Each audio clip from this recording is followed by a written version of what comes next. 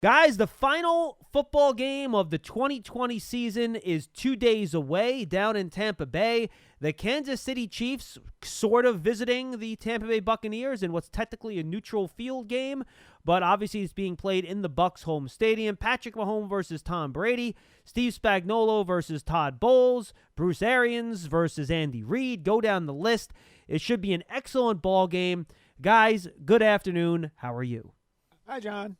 I'm doing very well. How about yourself?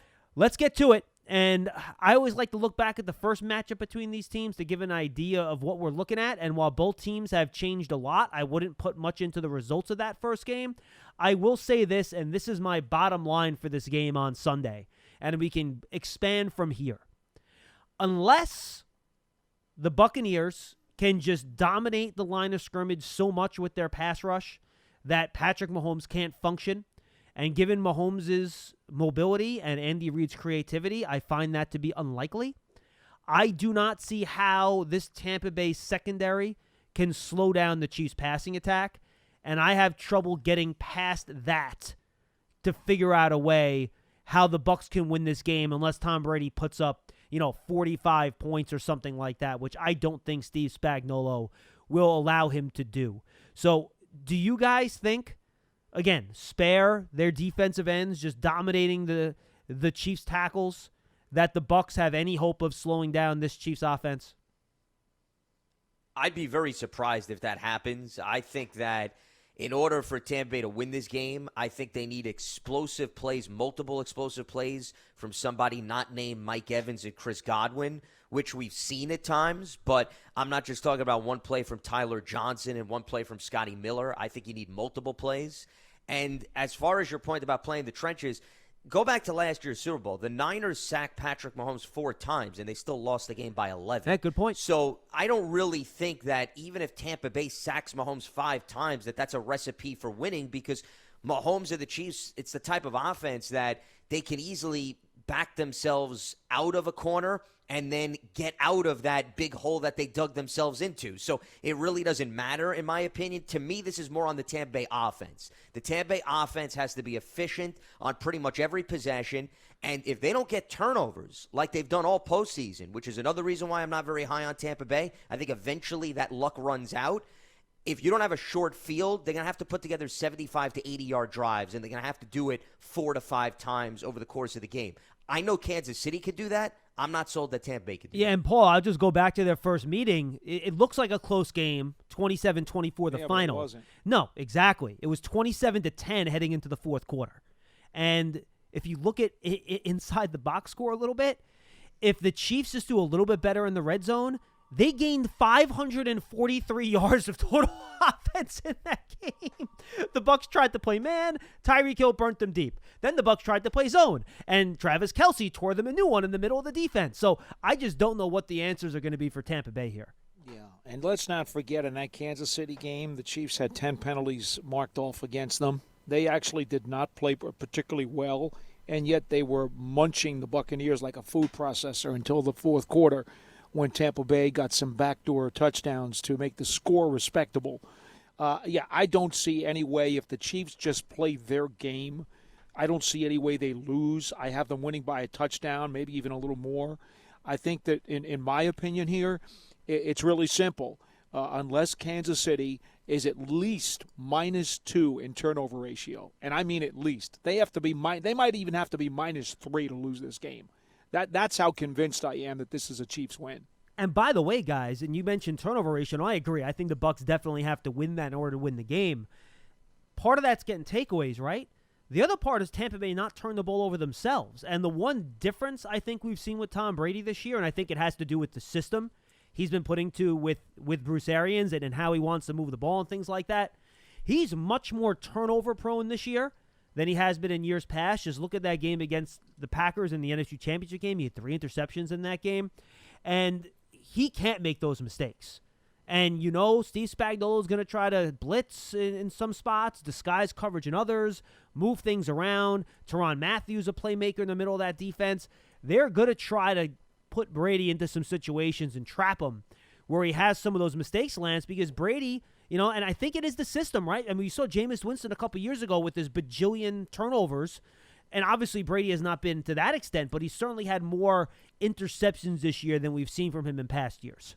Yeah, but to your point, I mean, it's night and day compared to what Jameis did. Of course. And that was their goal. Their goal was, if we could cut the turnovers in half, which is essentially what they did, if not better, then we're going to win a few more games. And that philosophy came to fruition, and I don't think anybody in that Tampa Bay organization has any complaints. Yeah, Brady certainly takes some risks. I mean, there's no doubt about that. I think a few of the throws he'd want back against the Packers, where it was more of a jump ball, hey, see if somebody's going to go up and make a play, and then it turned out to be an opportunity for the Packers. The problem is Green Bay didn't do anything with those takeaways. The Bucs were very fortunate because Green Bay won the turnover battle, yet they still lost the game. And, that I think enters the other part of the equation.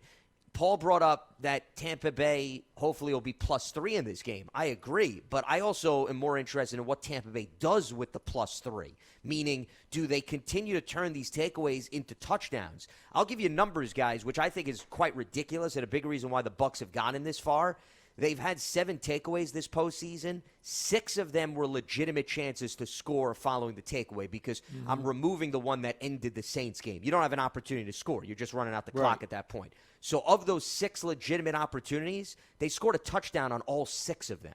I mean, that's an unreal rate that we're talking about. So even if they're fortunate enough to get Mahomes and company to turn the ball over twice, are they going to continue this rate? They're going to score 2 touchdowns? I mean, you have to do that against Kansas City. You don't just take the ball away from them. You then have to punch it in the end zone. That's another big reason why the Bucs have had a great deal of success that I don't think a lot of people are emphasizing when previewing this game.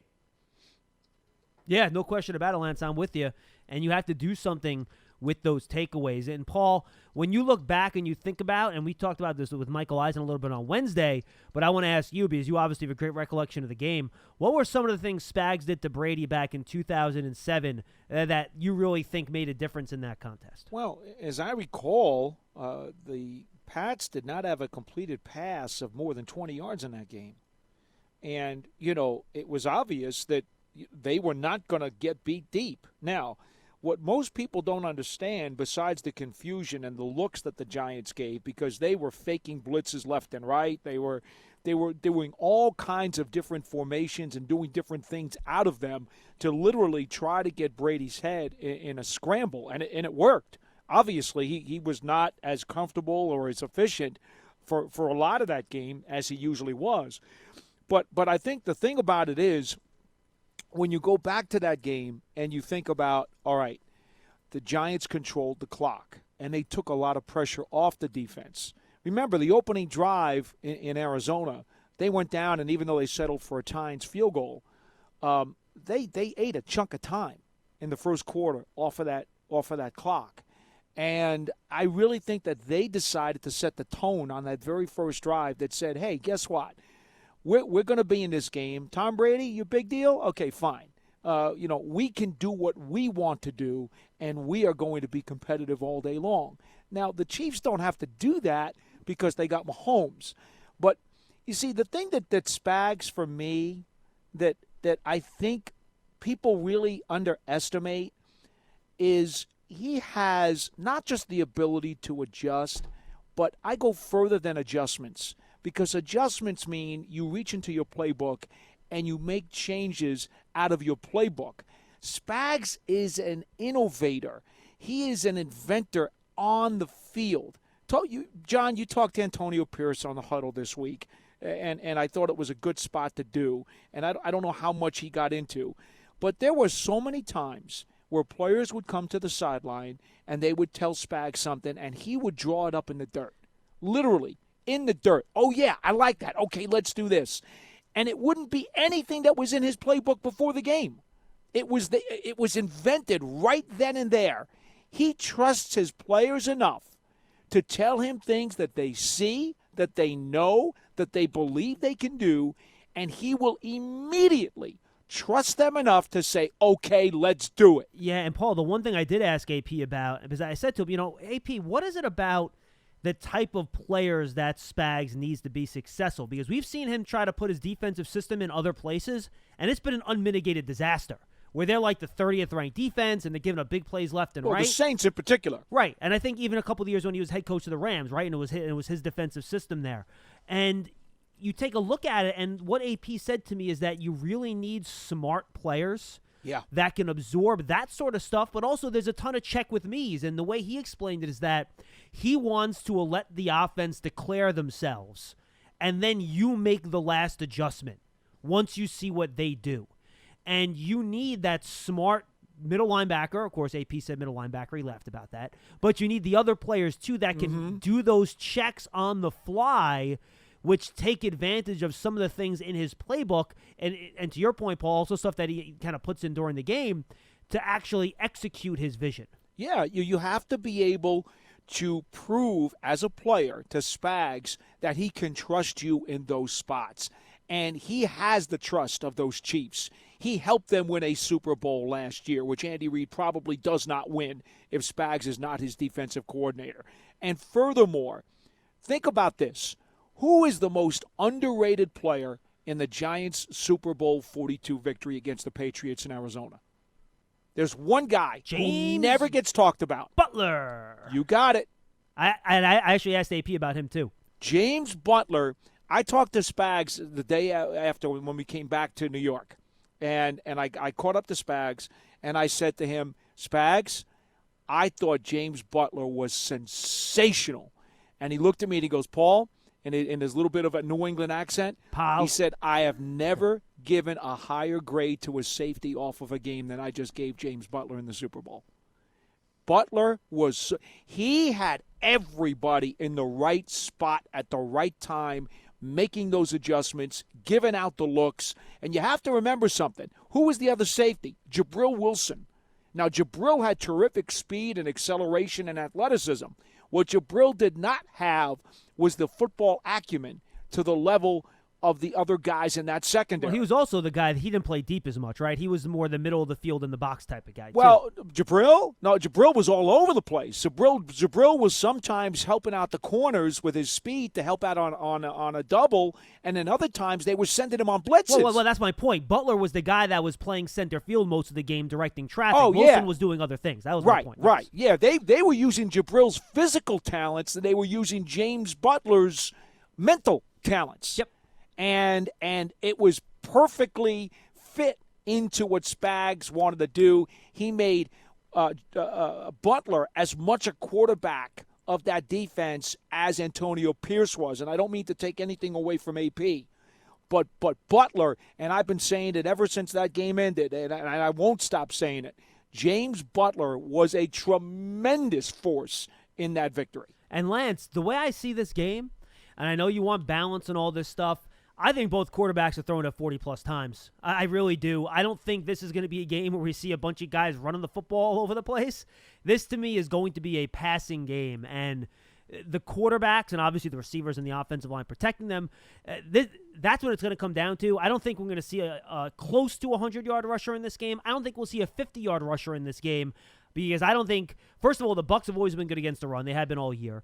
And Steve Spagnuolo traditionally likes to make teams one-dimensional, and I think he'll try to do that too. So to me, this is going to be a big air-it-out, throw-the-ball type of game, even though there's supposed to be some rainy weather on Sunday. Well, the Bucs have had the number one run defense in the NFL this season, so it's very difficult to run. And then plus, remember, Clyde Edwards-Helaire had missed a few weeks due to injury. He just came back against the Buffalo Bills. He's still trying to get his legs back under him.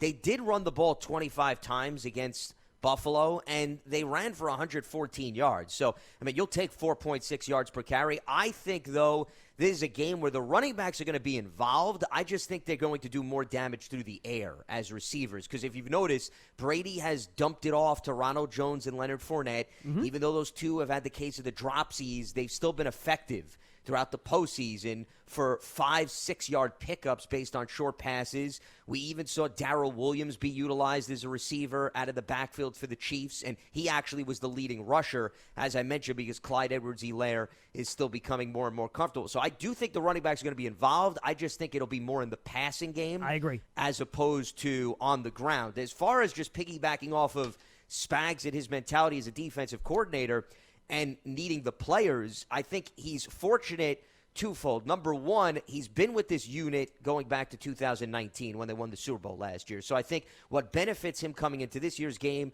there's that much more continuity and comfort in the scheme. But I also think if you compare it to what he was working with the Giants, he's got a nice mix of guys up front and on the back end.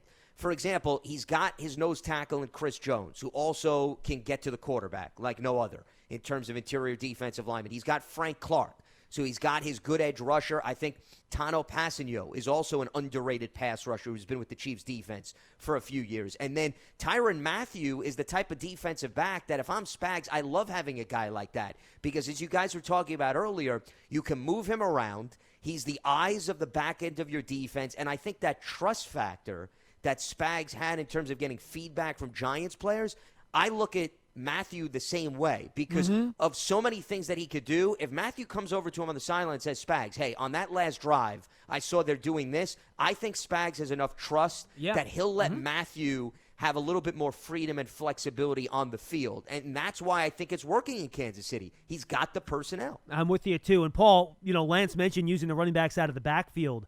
We know Todd Bowles likes to blitz. That's in his nature. He likes to bring pressure. Yeah. I don't know how much he's going to do that against the Mahomes and the Chiefs. We'll see. But you go back to all the years the Giants played the Eagles. What was the Eagles' offense so good at under Andy Reid? Screen passes. I could see this being a heavy screen game for the Chiefs, whether it's to Hilaire, Damian Williams, Travis Kelce, the receivers, where if he could get Bowles in a couple of those blitzes and he calls the right screen at the right time, you know how electric those Chiefs players are with the ball in their hands? I could see that turning into some big plays. Yeah, if I had a chance to talk to Todd Bowles, I would advise him seriously. Don't blitz. Don't blitz. Keep as many guys in coverage against Mahomes and the Chiefs as you possibly can. Especially when you have those two defensive ends against tackles that might not be able to block them. Hope that they can. What do we talk about a lot of times? Coordinators who say my guys got to win their one-on-one matchups, right? Well, he's got to go to Shaq Barrett and he's got to go to JPP and say, fellas, listen, I don't have the luxury of being able to send extra heat in this game. It's suicide for me to do it. My best bet is to make sure that I play coverage, okay? Well, in order to do that and for that to work, you guys have to win more than your share of one-on-ones. So can you do me a favor and do that so that I can worry about the back end? That, to me, that's his best chance of keeping this game competitive. All right, well, guys. I think he could do that because, two other names that you guys didn't mention who I actually think are bigger than JPP and Shaq Barrett, Vita Vea, who just came off of IR, he's had not a really good game against Green Bay. He isn't a pass rusher, though, Joe. No, but he's a guy that can help collapse the pocket, and you can at least get some pressure for the guys off the edge. So if I'm Todd Bowles, I'm saying to myself, I've got confidence in my front four that I don't need to bring the house on every single play, and that I'd rather see Mahomes just kill me for a 40-yard pass down the field than all of a sudden see him carve us up when we blitz. Because the statistics show Mahomes is one of the best quarterbacks in handling the blitz. He's actually more efficient when you blitz him than when you don't blitz him. So I think it's actually basically you're building your own coffin if you blitz him throughout the course of the game, and you're handing the Chiefs the victory. That's kind of what we just said. Say that again? We're telling Bowles not to blitz, and you're saying the same thing. Yeah, I wasn't disagreeing with you. Okay. All I was saying I was wasn't that sure. It sounded like you were trying to. No, I was saying that Vita Vea and Ndamukong Suh, I think, are more critical than perhaps JPP and Shaq Barrett. That was the point I was making, because I think when you have those two guys create opportunities on the interior, where also the Chiefs have had some movable parts in addition to the tackles, that maybe that could open up things for the guys on the edge, and therefore you can win the battle with four as opposed to needing extra personnel. That was my point. The one thing that AP did say to me in that Huddle podcast, again, folks, I tell you, go check it out. It's up there, the John Huddle podcast. Go listen to it. It was a great – I did full 30 minutes with him, and we talked a little bit about – college offenses, too, and how that kind of is going into the pros and that sort of stuff at the end. It was a great spot. The other thing he said, Paul, is that when it comes to the pass rush, and then we will get to your calls in a second, by the way, that he would tell those defensive ends, rush the passer, but you got to stay outside. Because as a defensive coordinator, he does not want Mahomes outside the pocket, because that's when your defense can break down and guys leak out and they get deep and you give up some big plays. So as important as it for those guys to get to Mahomes, he thinks it's just as important to corral him and keep him in that tackle box to prevent some of those, off schedule, outside the pocket type of big plays that he's so good at. Yeah, well, the thing about Mahomes, and I've been talking about this in a lot of the guest spots that I've done this week about the game, is that Mahomes has the ability with his very unique arm to not only throw the ball accurately and with zip on the run, whether it's left or right. Look, this guy can throw off balance on one foot, fading backwards. Sidearm, any arm angle you want. And, John, he can hit every single part of the route tree. There's a reason he's the best quarterback in football. I don't know that I have ever seen a more versatile arm. Forget about everything else. Yeah, yes. I agree. Does he have a lot of smarts? Does he have mobility in his legs? Absolutely. I don't want to take that away from him. He's got a tremendous amount of attributes. But the one thing that I have never seen from anybody else, short of Aaron Rodgers, okay, and even Aaron Rodgers does not have the versatility in his arm that Mahomes does. I think literally his rotator cuff and his elbow and his shoulder, I think he stole them from Gumby, because it's just like ridiculous the kinds of things that arm can do. I've never seen anything like it in my life. Yeah, and I think it's the baseball background, to be honest with you. From his dad. Yeah, where you learn all those different arm angles and all that stuff, which I think is a real thing. I think it's real legit, and I think that's something that we have to keep an eye on. All right, guys, we will do our predictions for the game at the end of the show.